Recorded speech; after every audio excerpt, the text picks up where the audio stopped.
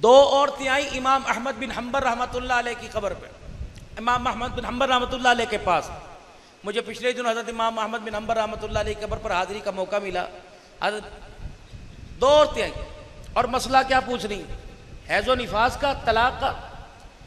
क्या लगी, वक़्त के इमाम तेरे से मसला पूछना है, हमारा भाई बिगड़ा हुआ था, अब उसने नई नई तौबा की है, अब उसे अपने अल्लाह अल्लाह करने पे लगा दिया, हम उसको रोटी का ज़्यादा बोझ इस पे नहीं डालते, तेरे से कुछ पूछने आई। हमारा भाई हमें कपास ला के देता है, हमारे घर में चरखा है, हम दोनों बहनें उस कपास को से धागा बनाती हैं, चरखा चलाती हैं, सूत काटती हैं। मसला तेरे से पूछना है कि हम गुर्बत, गरीबी है, गुर्बत है, हमारे घर में एक चिराग है, जितना तेल होता है चिराग जल जाता है, फिर चिराग बुझ जाता है और रोशनी होती है, अभी आधा धागा हमारा मुकम्मल होता है, चरखा चलता है। तो हम अपने चरखे को उठाकर अपनी छत पर ले जाती हैं। जो हमारा पड़ोसी है वो बहुत अमीर है, उसके घर में दिन रात ही चिराग जलता रहता है, उसके चिराग की रोशनी का अक्स हमारे छत के ऊपर पड़ता है, तो हम दीवार के किनारे पर चरखा रखकर उसकी रोशनी में सूत काटती हैं। बस ये तेरे से पूछना है, जो उससे कमाई हमारे घर में आती है वो हलाल है कि हराम? पड़ोसी की रोशनी से जो चरखा चल के सूत बनाया जाता है, उसे बाजार में बेच के आए, आटा हमारे पे हलाल के हराम? अहमद बिन हम्बल रहमतुल्लाह अलैह खड़े हो गए,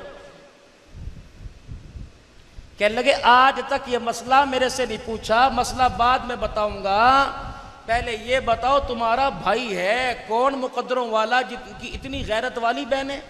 कहने लगी हमारा भाई बिशर हाफी रहमतुल्लाह अलैह। इनकी कब्र पर भी हाजिरी हुई, अल्लाह अकबर। इनको शराब के नशे की आदत थी, पड़ जाती है इल्लत।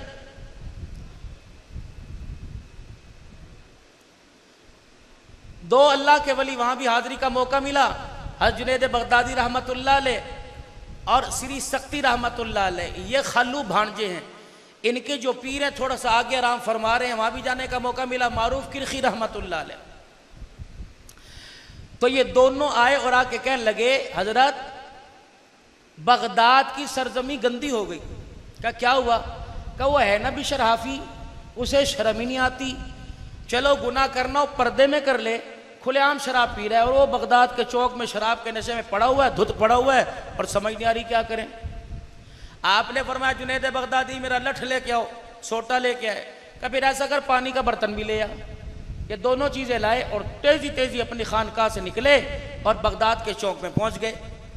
हज़रत बिशर हाफी रहमतुल्लाह अलैह आराम फरमा रहे थे नशे के दूध, आपने सोटा पकड़ा, जुनैद बगदादी कहने लगे रहम, चुप कर जा। सोटे का सहारा लिया, लाइयो पानी का लोटा कहाँ है?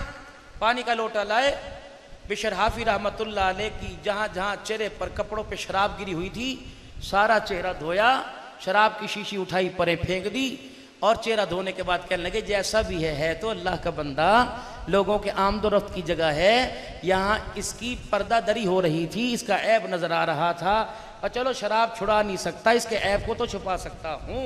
जब ये शराब डाली, इस बोतल परे फेंकी, जनाब जुनैद बगदादी रहमतुल्लाह अलैह रोते रोते पीछे गए, फरमाया अल्लाह वाले डंडा किस लिए लाया था जब ये काम करना था? क्यों लाया था? हजरत मारूफ किरखी रहमतुल्लाह अलैह ने कोई आवाज ना दी, जब अपने घर के पास पहुंचे पीछे मुड़ के देखा, बिशर हाफी रहमतुल्लाह अलैह उसी तरह पड़ा हुआ है, दूर से नजर आ रहा है। हजरत मारूफ किरखी रहमतुल्लाह अलैह ने आसमान की तरफ हाथों को बुलंद कर दिया, अर्ज की बारी ताला जो मेरा काम था मेरे इख्तियार में मैंने कर दिया, जो तेरे इख्तियार में मालिक कायनात तू कर दे।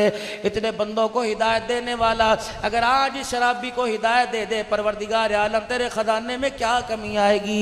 हजरत मारूफ किरखी रहमतुल्लाह अलैह दुआ करके अपने घर आए, रात का वक्त था, बिस्तर पर आकर लेटे, कभी आधी कच्ची नींद थी, पक्की नींद थी, करवट बदल के लेट गए।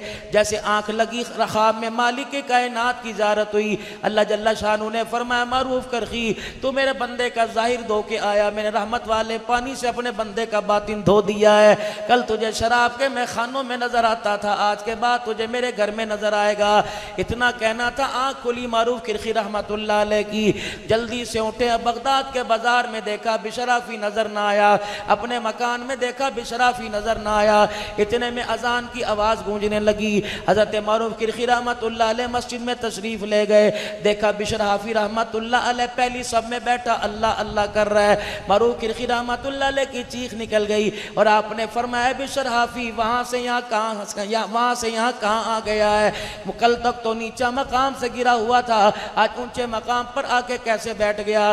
बिशराफी रहमतुल्लाह अलैह ने चेहरा किबले से ना फेरा बल्कि अल्लाह अल्लाह कह के हंसने लग गए। कहने लगे मेरे से क्या पूछता है, अभी तो ख्वाब में परवरदिगार आलम ने मेरा सारा हाल तुझे बता दिया। एक झटके के अंदर अल्लाह ने कहां से कहां पहुंचा दिया।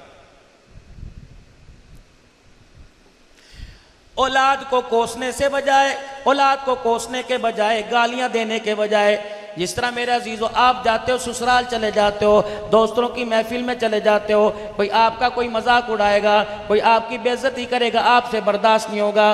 खबरदार, मैं पर्दे में ये बात कहनी चाहिए थी लेकिन मैं सबके सामने कह रहा हूँ, बच्चे भी इस पर बदतमीजी पर न उतर आना। जैसे आप कोई मर्दों में कोई अच्छी बात का हुक्म कर दे, आप शर्मिंदा हो जाते हो, इस तरह आपके बच्चों की भी एक इज्जत है आप अपने दोस्तों के अंदर। अगर कोई बात कहनी हो कमरे में ला के किया करो। खुदा की कसम आपने तजर्बा देख लिया होगा, बच्चे को मजमे के सामने मारोगे, ताए चाचे के सामने मारोगे, रिश्तेदारों के सामने मारोगे, बच्चा और बिगड़ेगा। कब बाबा ज्यादा से ज्यादा क्या करेगा, मार ही लेगा। मारा देख तो मुझे रोना कोई नहीं आया। जिस दिन बच्चे का मिजाज सख्त हो गया, रब्बे काबा की कसम, पत्थर पे पानी डले पत्थर नरम हो जाता है, लेकिन औलाद का मिजाज सख्त हो जाए, 7 समंदरों का पानी डाल दिया जाए, औलाद का मिजाज नरम नहीं होता है।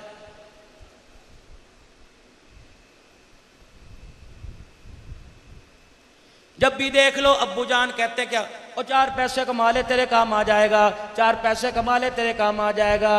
अल्लाह अकबर, क्यों इन्हें पैसे के पीछे लगा दिया? इन्हें आखिरत बनाने के पीछे लगाते, इन्हें माँ बाप का खिदमतगार बनाने के लिए पीछे लगाते, माशरे के अंदर इंसान बन जाता, ये किसकी तरबियत करते?